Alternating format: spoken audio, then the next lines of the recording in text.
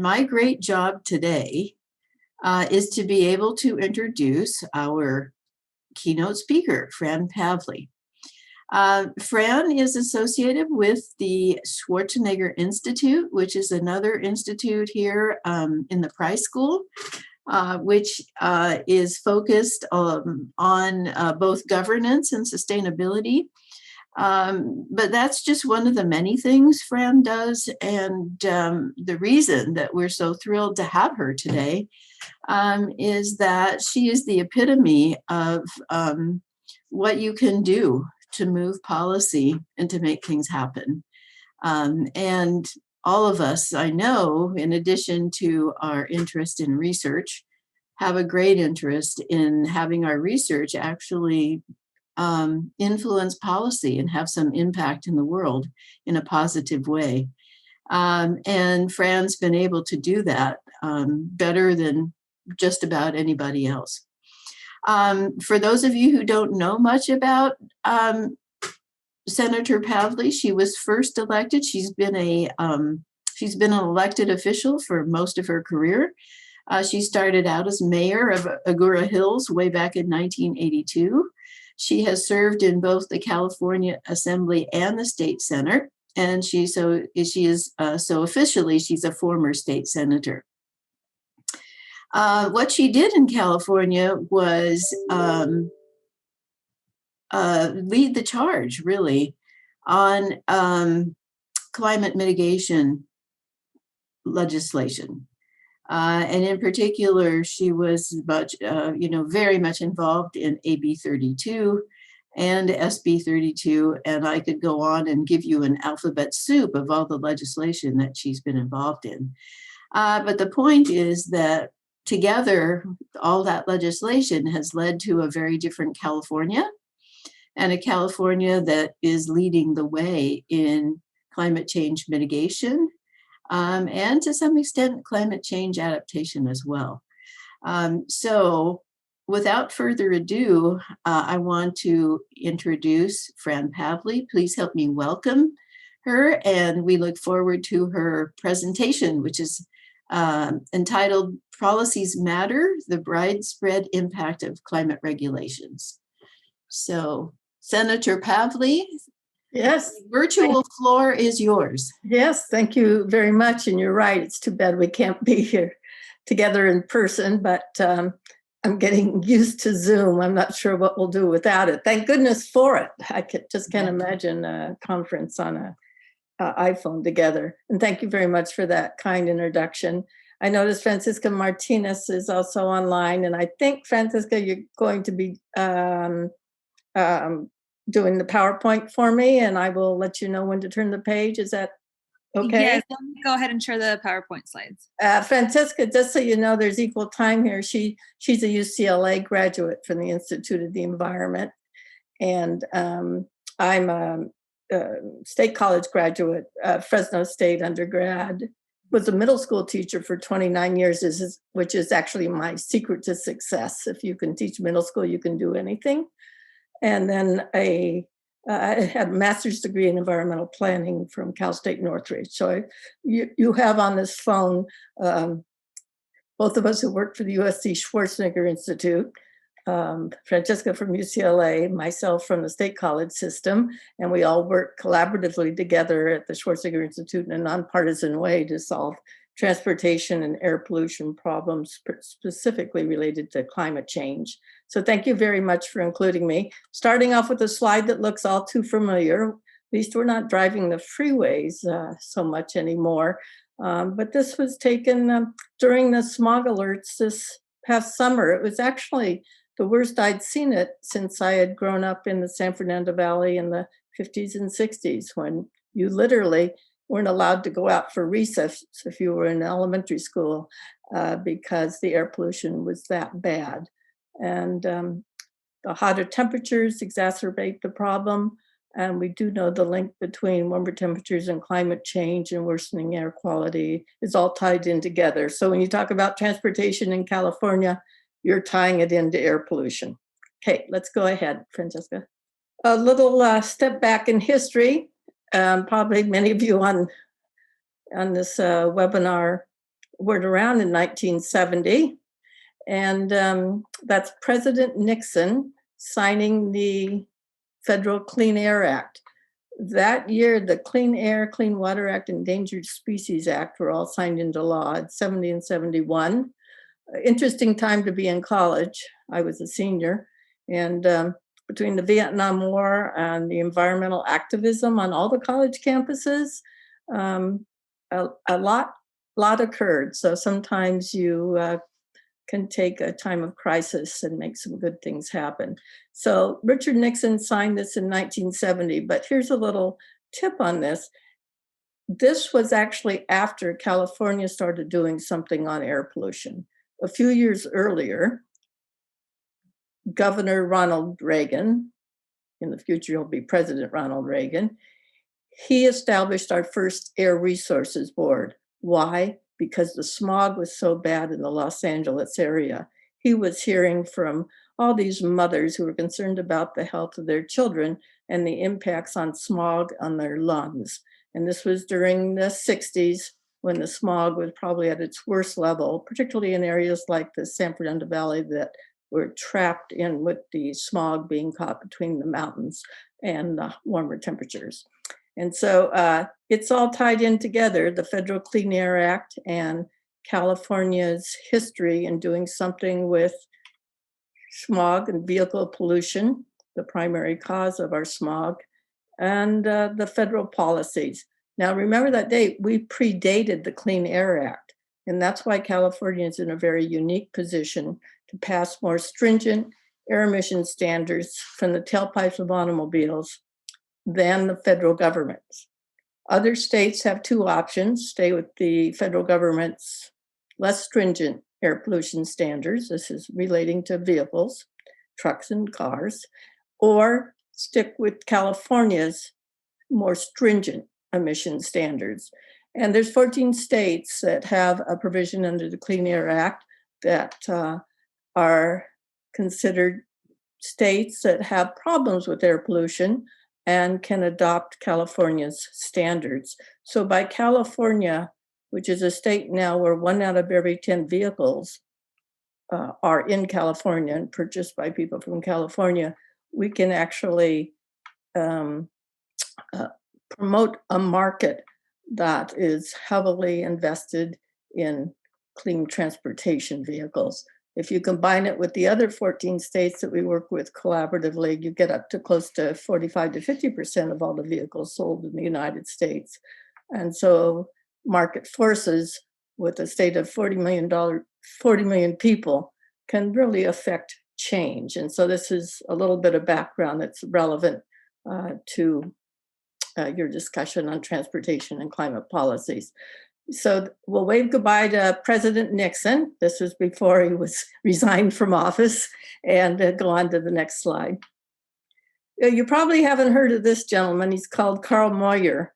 And he was, I actually looked up a little history on him because I didn't know him personally, but he was a chief consultant, and he worked closely with the Air Resources Board on implementing programs that would primarily reduce emissions from trucks and diesel exhaust, but primarily because we were out of compliance with the federal air quality standards.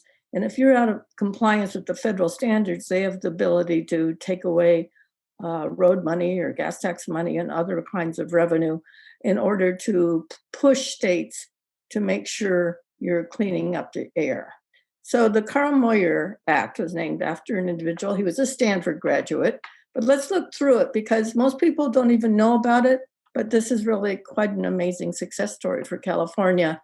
Back in 1998, that was before I was in office, I was sworn in December of 2000, Mr. Moyer was working with the California Air Resources Board, and they established what was called the Carl Moyer Program, along with 35 local air districts.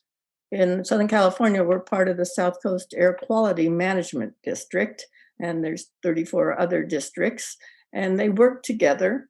And it's a voluntary grant program that reduces vehicle emissions from heavy-duty vehicles, primarily trucks, For those of you concerned about goods movement out of the ports of LA and Long Beach, this is really important. But it also includes things like off-road equipment, agricultural machinery, construction and farm equipment, marine vessels, and the list goes on, construction vehicles as well. Interesting enough, grants are given so people can retrofit their older trucks and make them cleaner, less polluting, getting rid of NOx and particulate matter that causes health problems, and also makes us out of compliant with the federal air quality standards. But grants aren't given to them if they have to do it anyway. If they're regulated to reduce their emissions, they're going to have to comply. But if they're trying to get ahead of them or do more than what is required, there are grants available. And they've been averaging about $60 million a year in statewide funding to address this problem. It's still a problem. In fact, with the exploding growth of goods movement, that really hasn't slowed down even during the COVID crisis. It is still one of our number one sources of air pollution in the Los Angeles area, and also a growing number as the drayage or the vans and trucks carry the goods from the port up the 5 freeway over to the 10 freeway, mostly to warehouses, either in San Bernardino or Riverside County, or in growing number in Kern County, and some to come in Ventura County for delivery of those products. So this is a very important historical act that goes on behind the scenes, but it's really important. Go ahead, Francesca. So fast forward a little bit. One of my first bills in office, and I want to encourage all of you who are thinking about going into politics to think about the California legislature. We're one of the 5 states that have a full-time legislator. We have some of the best and brightest working for us. When California does things, lots of times they become a national standard because of the size of our state and the marketability of our what we pass. So I carried a bill on the vehicle emissions of tailpipes. I told you I cared about smog. Well, at that time in 2001, President Bush had pulled out of the Kyoto protocols. Those were climate protocols. And in California, our number one source of emissions for climate pollution is from cars and trucks, vehicle emissions. California can regulate vehicle emissions, so we can't regulate fuel efficiency, miles per gallon standards, but we can regulate what comes out of the emissions. So I passed a bill, it was called AB 1493 on tailpipe emissions. It's sometimes better to be a freshman legislator because you catch people by surprise. No one was paying attention until the bill picked up a little steam, so to speak. So it passed in 2002. Fast forward, passed a whole bunch of lawsuits from automobile manufacturers and oil companies. Fast forward past other states adopting our emissions. We also were subject to a decision in the United States Supreme Court called Massachusetts versus EPA, where you had to prove that climate pollution was indeed under the authority of the Federal Environmental Protection Agency, and it was just another source of air pollution, and therefore the US EPA had the authority to regulate climate pollutions from the vehicle emissions. So then we had to get what was called a waiver from the United States Environmental Protection Agency after this bill passed, showing that it met the criteria. And yes, it was more stringent than the federal standards, but it also was legally permissible for the EPA to govern it. And so the waiver, frankly, was denied by the Bush administration. That was the first waiver ever denied in our 50 years of history since the passage of the Federal Clean Air Act. Denied probably primarily for political reasons, at least that's in my opinion. So fast forward, after President Bush came President Obama. This is the White House Rose Garden. I took the picture. I'm in the front row of the White House Rose Garden as a former middle school teacher. That was my Cinderella moment. And President Obama is surrounded by all the CEOs of the automobile manufacturers who had sued to stop California's landmark tailpipe emission policy. And he's announcing that the federal government is going to work with California and implement that policy. So you see on the screen, not only President Obama and the automobile manufacturers all in a kumbaya moment, but they would agree on the following. They would agree to elect the EPA to, in a memorandum of understanding, to address the emissions coming out of the tailpipes based on the California standards, and have the National Highway Administration regulate fuel efficiency standards. States cannot regulate fuel efficiency standards called the CAFE standards, corporate average fuel efficiency standards. States can only regulate emissions from the tailpipes. So the miles per gallon standards that were adopted would average about 35 miles per gallon by 2016 and up to 54 miles per gallon by 2025. Important to let you know that one way this came about is telling each automobile manufacturer not how to do it, but they had the flexibility and compliance. It's based on a fleet average. So let's say you own Ford Motor Companies and you still want to sell your Ford Ram pickup trucks or your SUVs, fine. As long as you average 35 miles per gallon, those cars aren't. Yes, they'll increase their fuel efficiency, maybe up to 20 miles per gallon, but then they will have to do something like, also sell electric vehicles or something else that's going to reduce the average in the fleet on miles per gallon. So if you have a sort of a gas-loving vehicle, you're going to then probably promote and sell a lot of fuel-efficient vehicles to average that 35 miles per gallon. President Obama, after he was out of office, President Trump came in, and the first thing they did was stop this bill from moving forward, the CAFE standards, as well as threatening to take away California's waiver authority under the Federal Clean Air Act that we've had for 50 years in a row.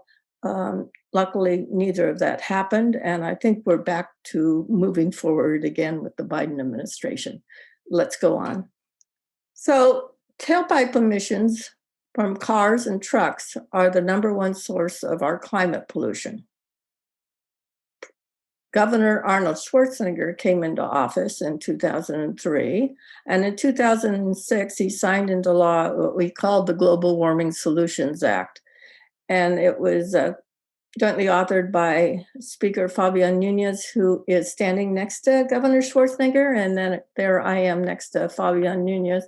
A few other comments on who's in that picture. First of all, we're in San Francisco.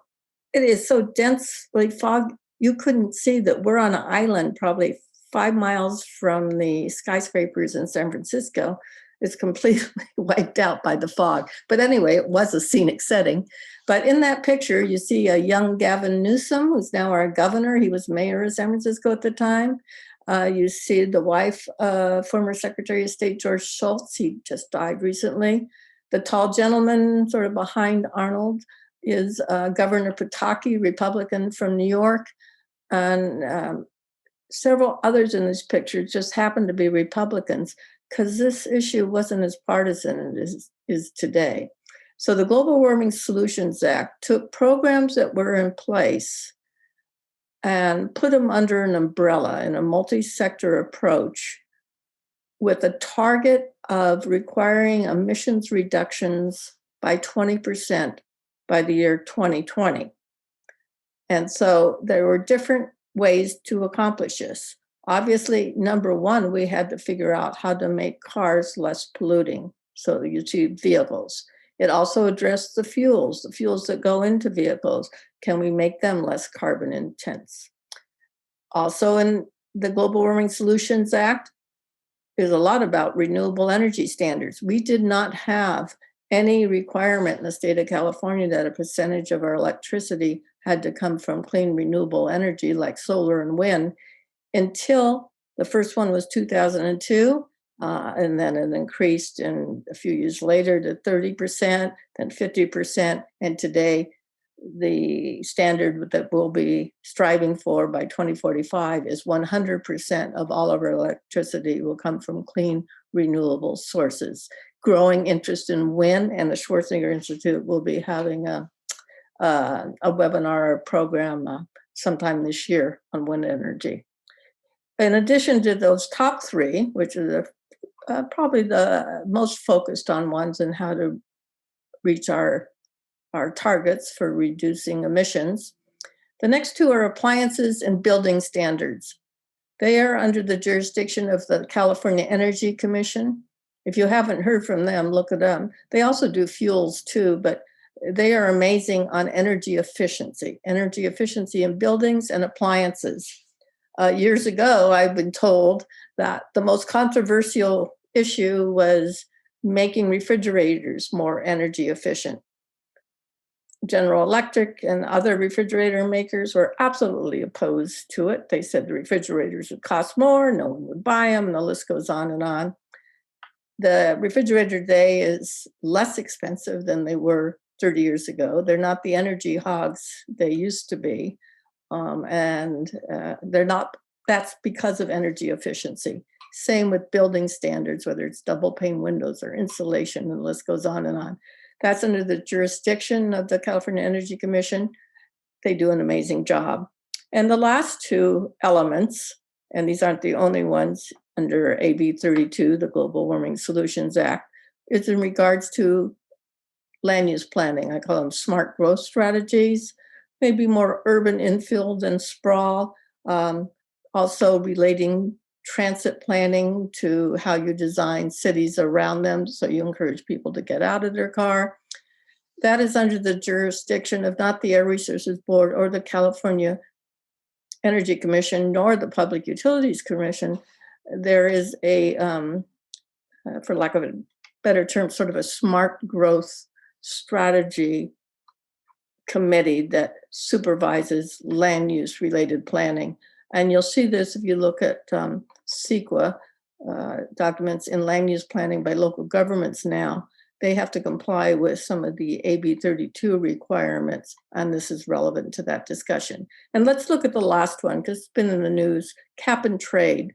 I don't know if you've heard about this, but if the focus on AB 32 is what we did was mandate a cap on emissions and a rollback to 1990 levels. That's about a 20% reduction by 2020.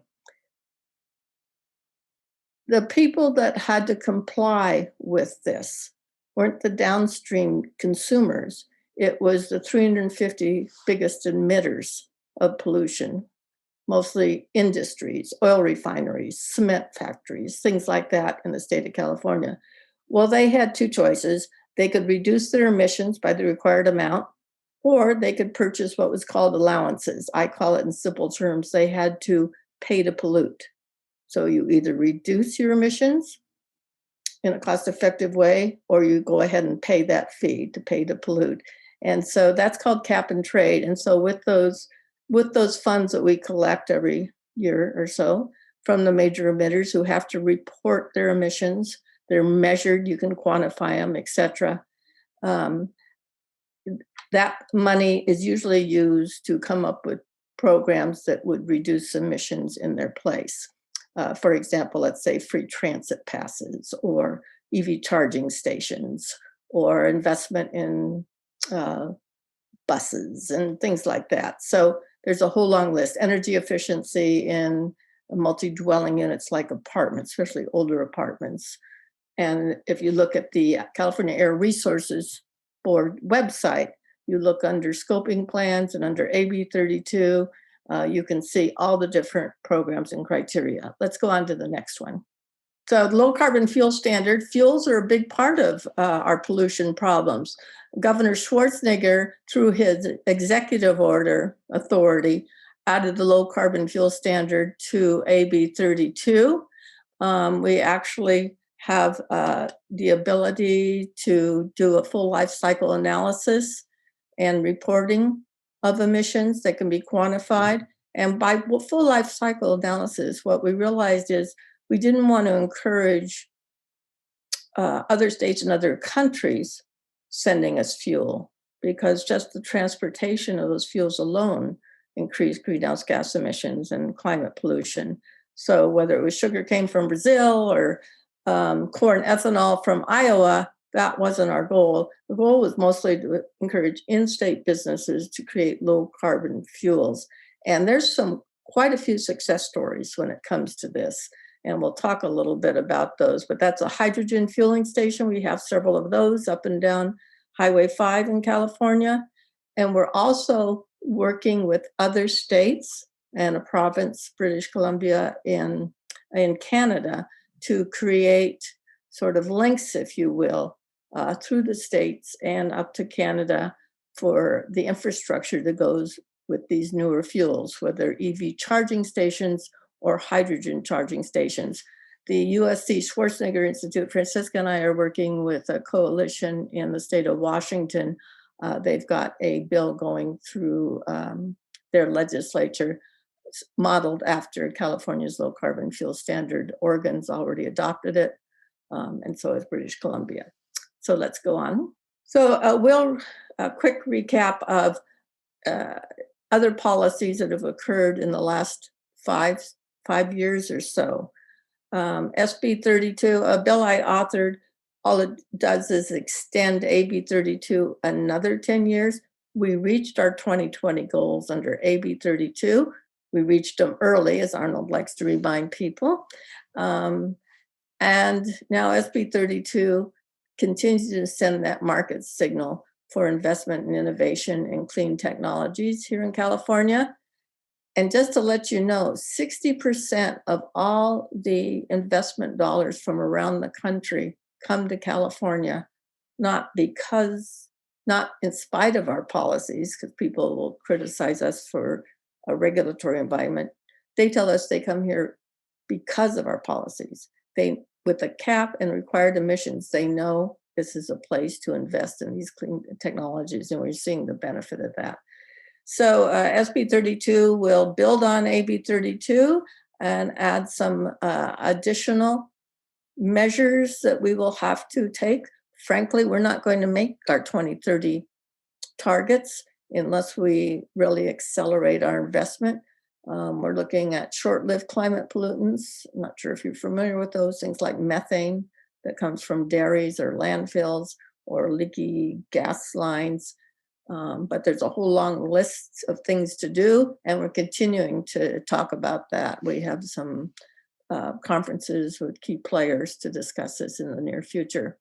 Let's look at other programs. The second one, SB 100, this is by former Senate Pro Tem Kevin De Leon. He's now on the LA City Council. He was the author of 100% Clean Energy. We're on track to meet that. We're up to about 50% now. To show you how far the city of LA has come, in the last 25 years, they used to be, their electricity came 50% from out-of-state coal, which is a major fossil fuel. Now they've really not extended any new out-of-state coal contracts, and instead are investing heavily in renewable energy. And I believe they're up to around 30% renewable energy. And will be completely off coal in the near future. It's an amazing success story. So we have no doubt that we will make 100% renewable energy by 2045 and maybe even sooner. Other things that are critically important to call to your attention, look at the second two, AB 1617 and SB 197. I think they're both ABs. But they're both more on equity. Criteria air pollutants. We keep talking about climate pollutants.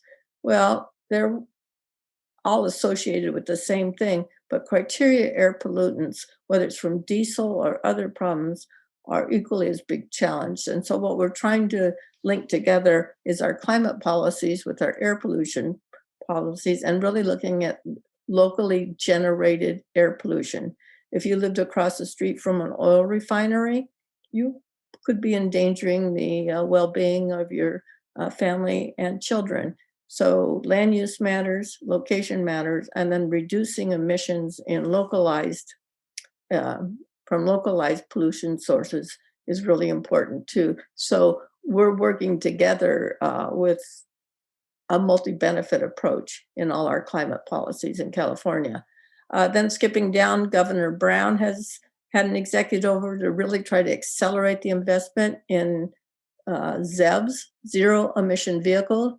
When we say ZEV, that means it doesn't have to be electric. It could be hydrogen, provided it has enough renewable energy components, as long as it's zero emission. And then finally, Eduardo Garcia, AB 1657, he is really interested in looking at lithium, which is extremely important component to battery storage. There is one of the largest deposits of the world of lithium down near the Salton Sea area in Imperial County. He is researching it. There's investors considering big investment into perhaps mining that lithium. They'll be looking at environmental consequences. But anytime, generally speaking, that we can have in-state solutions to meet our energy problems, it's in our best interest, especially Eduardo Garcia, who's a great legislator. He also wants job security for people who live in Imperial County, and he thinks he can have this win-win situation with becoming the home of energy storage, as well as providing jobs. And with storage, you can have renewable energy 24/7. All right, next slide. This was the big news of last year. If you live near the ports or concerned about diesel trucks or buses, we've been spending most of the last 30 years on vehicle emissions. This is on freight. It's geared to freight, and electricity or zero emission fuels like hydrogen or renewable energy with electricity can be used now in trucks. They have the capability to do it. And if you don't think that's really practical, there's actually 70 different companies that have them commercially available in vans, trucks, or buses. Let me give you another example. In LA County alone, two bus companies, Proterra and BYD, are both located in LA County. We're building all electric buses. In LA County, within the next 10 years, we'll have all our buses being zero electric vehicles, zero emission vehicles. So it could be hydrogen, it could hydrogen fuel cells, or it could be clean battery electric vehicles, but we're moving in the right direction. Next slide.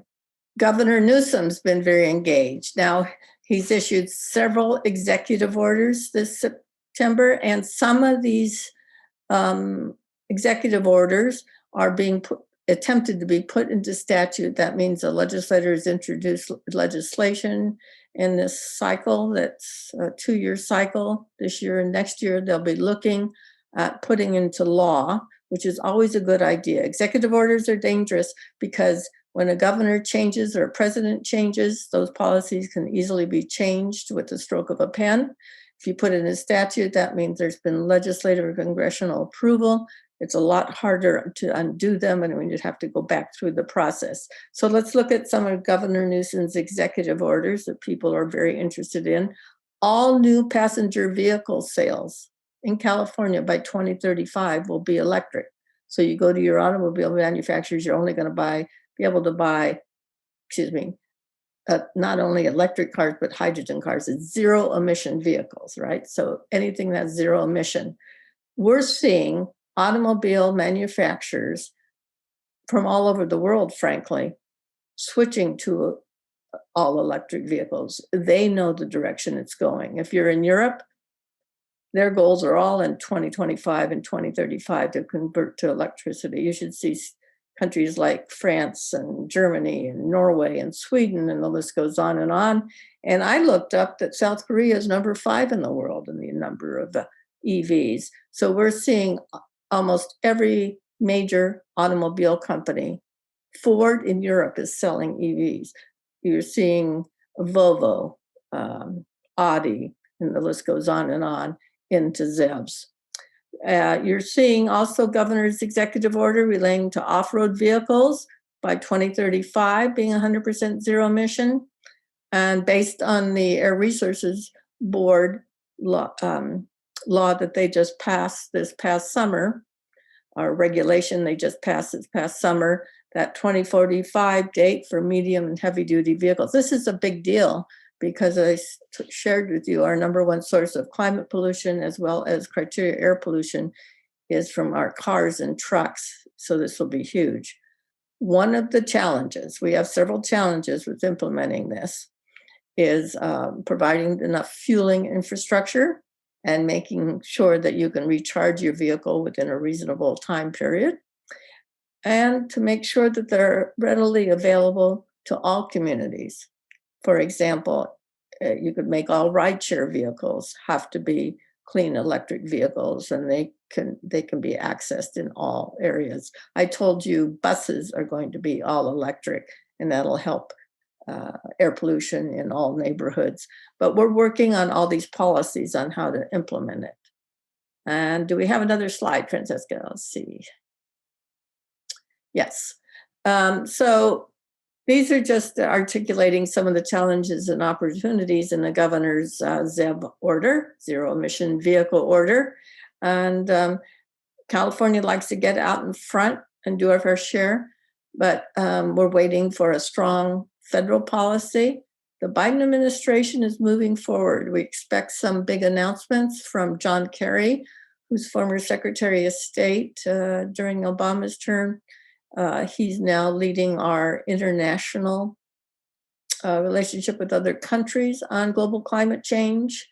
And a person named Gina McCarthy is now the new national director of climate change policies in our country. She's the former EPA secretary under President Obama. We expect some big announcements coming around Earth Day in April this year, and we look forward to working with them on their Build Back Better campaign. And so you're going to see an amazing collaboration have to be required between state and national governments. Let's go on. So let's look at regional efforts. We don't always have to wait for Sacramento, and we shouldn't. And we don't always have to wait, or can we wait on the national government? We can do a lot by ourselves. Over on the left side of your screen, the green are the 170 cities in California that are in a CCA. That means clean choice aggregation. They are withdrawn from their investor-owned utility. That means a private utility company. This is not part of LADWP or other large municipal utility companies, but much of the state is either a customer of Southern California Edison or San Diego Gas and Electric or Pacific Gas and Electric up in the North Coast. So 170 cities are saying, you know what? So Cal Edison, for example, I'm a ratepayer for Southern California Edison. You're not buying our energy anymore. We're forming our own sort of MOU, own Joint Powers Authority with other cities, and we will purchase our own clean renewable energy. We're finding we can purchase it for less costs than the investor-owned utilities. Why? Well, a couple of reasons. The main reason is we have no shareholders. That's an expense. Also, we have more incentive to negotiate deals. So the largest CCA in the state of California is the Southern California Clean Power Authority. It's made up of Ventura and LA counties and unincorporated areas and 31 cities in LA and Ventura County. We work together to purchase clean renewable energy. Most of us have 100% renewable energy commitment, but we're averaging over 50 to 60%. It's going extremely well. Edison, our investor-owned utility, still provides the delivery lines, it bills the customers, and those kinds of things. But that's going on, some very creative solutions. And then if you look on the other side of your screen, If you haven't heard of the LA Clean Tech Incubator, LACI, LACI, they have a roadmap to 2028. What's special about that year? That's the Olympics coming back to Los Angeles, and everyone's gearing up to have us, to the maximum extent possible, all transportation vehicles will be ZEVs, zero emission vehicles, sort of modeling, if you will, clean transportation future for all. There are also many local groups that are doing some amazing things. You see one mentioned there, Earth Justice or Pacoima Beautiful, large and small nonprofits. So I guess the message to everyone is don't wait always for your state or federal government. Climate change and criteria air pollution, you can make a difference by getting engaged on a local level as well. All right. So with that, let me stop talking. And if there's time for any questions, I'd be glad to try to answer them, or otherwise Francesca will. Well, thanks very much. That was quite the historical review of all of the actions and legislation and everything else that's been going on here. And it really does give us a great idea of how much has happened. Thank you. Dear moderator, dear colleagues, dear participants of the Symposium on PCR Emerging Scholars, Transportation Research, dear guests and invitees. Thank you again for the opportunity to participate in this event. My name is Olesya Vyacheslavovna Kochetkova, PhD in economics from the Russian Federation. I thank Senator Pavley for the presentation, and I want to ask my core questions. Dear Senator Pavley, what are the praxeological results of functioning sustainable economy, in your opinion? Have the formalizing mechanism of an irreversible climate change at the transportation structure level in the system of innovative development of the US economy? That was first question. And second, thank you for your attention. What kind of imprescriptible elements, from your point of view, should global environmental policy for spatial development include? Building on the lemmatic dependabilities of climate change for an elicitation of the system-forming property and organizational regularities for designing of the innovative quantitative aggregates of technological development at the United States economy level. Thank you for your attention and answers. Thank you. Okay, well, that would be a whole nother seminar, but let me just, I think, answer your first question, if I may, in case there's some other people who have questions. We have found, especially with the passage of AB 32, SB 32 is moving forward. This is on a state level. I can speak to the state level. The federal government has been, not consistently engaged on a national level, but California, for the last 20 years, has been working in this space. What we found is by putting a cap on emissions, we have sent that strong market signal that California is open to investment and innovation in new clean technologies. We also have in place, though, because we don't like to just sort of pass goals that are aspirational, we have in place protocols by what's called the climate registry, where we can measure the baseline of emissions, whether it's from a factory or from a tailpipe of an automobile, and quantify reductions that are real. And so we are able to not just talk about, but show that you can reduce emissions. And we know it's good for global climate change, even though we're just a small part of the world. But perhaps just as importantly, we're reducing the health impacts and the cost of public health care to millions of Californians. And so in general, we have found our policies to be good for the environment and be good for the economy. And by the environment, I mean not just climate pollution, but criteria air pollution as well. The hidden success, and this is what we have to build on more on, is creating those new jobs in this new economy with training on transition from jobs based on the old fossil fuels. In California, that would be natural gas and oil, to new, cleaner energy. We need to make sure, whether it's apprenticeship programs or certificate programs through our community colleges or other job training programs, that we bring the jobs with it, ideally located here in California, instead of relying on other states or other countries. And so that is in everyone's collective best interest to make sure we can sort of check off all those boxes, if you will.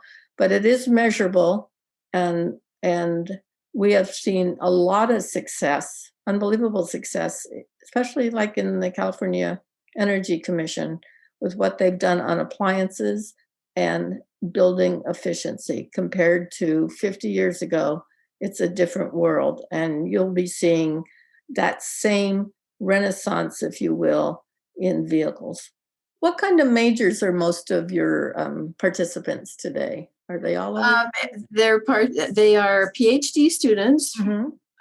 and they are from a mix from civil engineering, industrial engineering, electrical engineering, urban planning, transportation science. That kind of background is going to be critically important, even more so in the future. Private and public sector will need people with those kinds of skills and background. And so we're seeing, we had an AB 32 class a year or two ago with the Schwarzenegger Institute at USC. My takeaway was how many different majors there were. The people that weren't in the class were no longer just environmental science students. Right. They were mostly business people or engineers. And we're seeing that at UCLA as well, that this is a sort of cross departments at the university. And it's just as important for future jobs and economic occupations in the private and the public sector than you would have traditionally thought of as in the past, just being an environmental nonprofit work. And we have some questions. Since we're on the topic of education, if you could make a change or an addition to transportation and other academic programming, what would you add or change? Where I was starting, that all these issues to be on any kind of university campus inside many majors. We just had this discussion the other day. I'm on the it's a small world, but I'm on the UCLA Law School Emmett Climate Center board, and we were having this. They're talking about an energy law degree. Mm-hmm. Oh, that's interesting, because it is so diverse now, this interest level. It's going to affect all parts of our lives, private or public center. Transportation is really the critical field, especially in California, because all of our successes, whether we're reducing climate change impacts or helping clean up our air, are directly related to goods movement and vehicles. So this is the future. We're in the middle of a revolution, getting off fossil fuels to a clean energy future and reinventing on the way we traditionally live. So people going to college right now, this is a really, really good time to get into these fields. And I think you'll be well sought after, whether it's a public agency or for business. So these are really interesting ideas, and one of the things that I often think about is we need a great deal of technical research.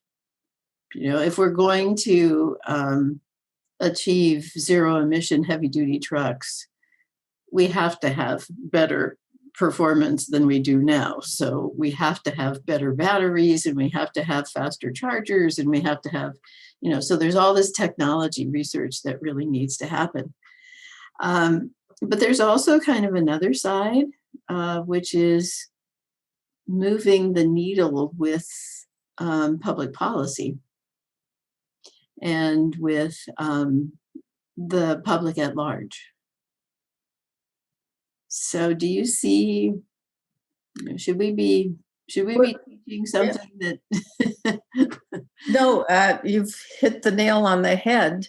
I work in the public policy world, but I'm smart enough to know that the expertise in California, a lot of the expertise is in the private sector or in some of our state agencies. We have over 1,000 people in the Air Resources Board. These are the top automotive engineers in our California Energy Commission, the top people in energy efficiency from, frankly, attracted from all over the United States. They come to California because they're invested in these policies. Our biggest challenge, I think you hit the nail on the head, is going to be the public.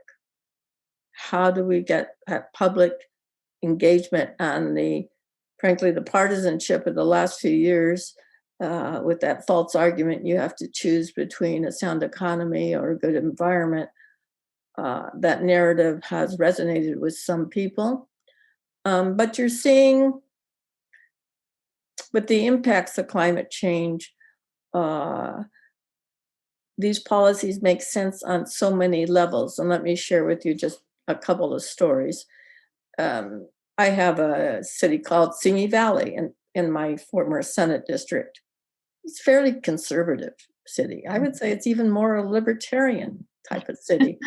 They have more solar panels than most of the other areas in my district per capita. More solar panels in Simi Valley than Santa Monica. How does that make sense? And then they have now, they're doing energy storage, the battery packs, and so that they can be off the grid 24/7. They can be more resilient against power shutoffs and climate change and extreme heat waves.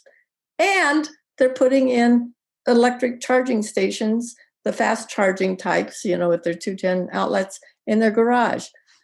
I see this, the underlying interest in resiliency. Yes, it's good for the environment, good for the economy, but it just makes sense whether you're perhaps a homeowner or an owner of apartment buildings or whatever it is, that these kinds of investments, little upfront money, but there's some financing plans, make a lot of sense. And if you are concerned about extreme heat events like we've seen, or power shutoffs, we're averaging, especially in Northern California, maybe 10, 20 days a year. Resiliency and microgrids, these kinds of things just make an incredible amount of sense. We're also seeing little things like in our movement of water from Northern California to Southern California.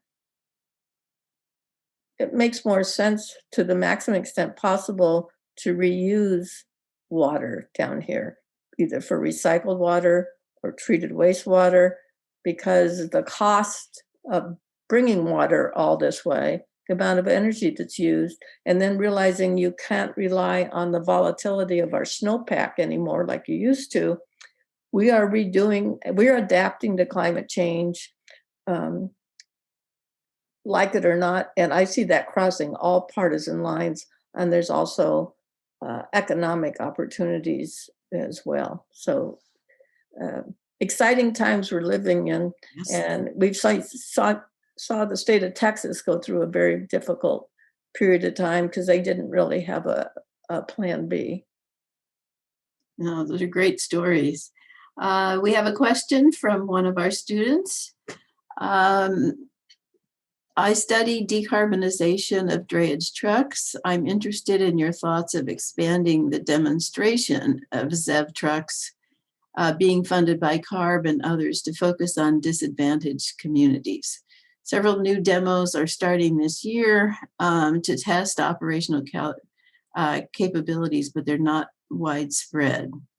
Would it be possible? How do we get these demonstrations into areas that are some of our most disadvantaged and, burdened based on CalEnviro screen? Very good question. And that is, if you look at what the Air Resources Board is trying to do, is trying to accomplish all of the above. And we talked about criteria air pollutants as much as global climate change concerns. That's been the expansion of our ports in the last 20 years has created increasing problems in all neighborhoods. And so they're not, those routes are sort of, if you will, cemented. They're on the freeways. You notice how we don't have railroads that go into our ports? We didn't plan that very well, did we? So you put them all on your truck. You can require, the air districts could help require it. The Air Resources Board has jurisdiction over mobile sources. Cities could require it. There's no reason why a city you live in would say, okay, all rideshare vehicles, all trash trucks that we have contracts with, all those, they need to be operating on zero emission vehicles. It's hard for people to transition overnight, but you could do, even in my little hometown, that says, when you change your vehicle, whether it's the gardening trucks for maintaining the street landscaping, it has to be a clean, renewable vehicle. You can't go back to your old, particularly diesel is horrible as far as a pollutant affecting lungs in anyone's neighborhood. You don't want these vehicles, if you can avoid them, going through anyone's neighborhood, and particularly communities are disproportionately impacted. So cities have a lot of local land use jurisdiction, and they also have the ability to set policies regarding contracting with vans and other vehicles. Here's some maybe semi-good news, some little bit off topic. We were having a conference, the Schwarzenegger Institute, with some people in corporations and what they're doing. FedEx is going to have all their trucks being electric. Now they go through everyone's communities. That'll help out. And the FedEx person at the conference was challenging some other corporate entities to join them, do the same thing. So continuous pressure on corporate, but I'd like to see, I'm a former local government official. Let's not keep waiting on Sacramento or Washington, DC. Let's figure out who are those people that are making those decisions and those contracts and permits that they're issuing. Make sure that they are addressing the concerns, the rightful concerns of neighborhoods that have been disproportionately impacted for years to come. So I represent, or I had represented up in the Oxnard area. They work, you work on which roads to go on, how you can avoid neighborhoods, where you locate schools and childcare centers, and it's certainly not adjacent to it. So that's local land use planning. So it's a challenge. We're moving in the right direction. There's about, I think right now about 25 or 30% of all the cap and trade dollars are going to communities that need that kind of attention. And I think to continue that discussion, either at your South Coast Air Quality Management District, ports, the local authorities for your local cities or the ports to do just that. Call up your local city council person, also your legislators, and let them know that this is still a priority. Christina Garcia has been leading the charge down in the LA area and doing an incredible job on making sure everyone is paying attention. There's no reason why cities can't establish a setback from oil refineries next to schools and homes. It takes political courage, but if it's the money, then you have to smartly transition, saying, well, when your truck that you use to go from point A to point B has, after 15 years, its life expectancy, you will need to purchase a clean, renewable vehicle. And there are grant monies, like I mentioned, Carl Moyer on trucks and some other programs to help incentivize that transition sooner than later. Yes, it's good that you brought that up, and this is kind of the last question. My handlers tell me how we are for schedule, but while we're doing that, I'll get something back in the chat box. Some of us have been doing an awful lot of research on this very topic, and what we're hearing from the trucking industry is that there's just not enough money in Carl Moyer. And particularly small trucking companies are in a very difficult position to try to purchase zero emission trucks and bring them into the fleet. So are there plans for a kind of broader subsidies for heavy duty trucks? Potentially, because there won't be enough money in probably cap and trade, but certainly more of that slice of the monies could go to that if that program continues. They've had raised monies indirectly through people's like smog check fees and things like that. There could be, we'll have to pay attention to President Biden's Build Back Better plan, because they're looking at interstate commerce and issues like that could relate to this. I am very sensitive to independent truck drivers, the smaller truck, the independent ones, not the corporate ones. The easy ones and in fact, people like Walmart are stepping up and saying, we're going to do this, right? They're going to be, so it's the big one. It's the independent truck drivers where you make the changes. It's getting more cost effective in the financing plan to make those changes. And I'll just be candid with you. I know some independent truck drivers who were under a lot of pressure by truck drivers associations to not make all those changes, to refuse to make all those changes. Now that there's so many companies that are in the space in building these new, cleaner trucks of the future, I think that collectively those prices will come down. And when you're doing ZEVs, and I think what people don't realize, the upfront cost is where you need some help, subsidies or rebates or something like that. But the plus is the maintenance of these ZEVs are far less than the traditional diesel vehicles. I mean, no one disputes that. So there are supposedly 70 companies coming up with these different ZEV vehicles for vans or smaller trucks or mid-sized trucks. The independent truck drivers probably do have our biggest challenge. So governments have to work together, but we realized we had this discussion a little bit when we passed our first renewable portfolio standard. All the utility companies were opposed to requiring solar panels or clean energy through that because the cost of the photovoltaic cells. Once we made that a statewide program and a mandate where they knew there was going to be business opportunities and rooftop solar and things like that, the drop of the solar panels came down an incredible amount, surprised myself. So I think it's an ongoing strategy. Some of it is transition. Some of it is some funding.